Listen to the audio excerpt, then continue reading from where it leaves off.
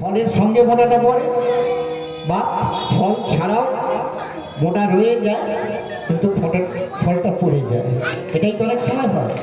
কিন্তু সেই পদকর্তা সেই নিয়ে বলছে যে গাছে ফল থাকবে কিন্তু মোটাটা খসে পড়ে যাবে। এ আবার এমন কোনো গাছের একটা নাম আপনারা চিন্তা করুন, কোন গাছে মোটাটি থাকে আর ফলটি পড়ে যায়?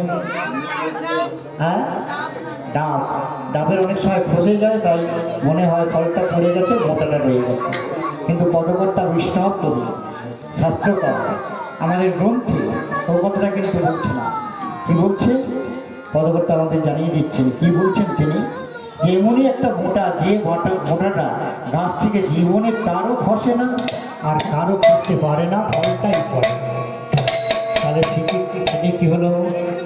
আয়ু মোটা বড় বড়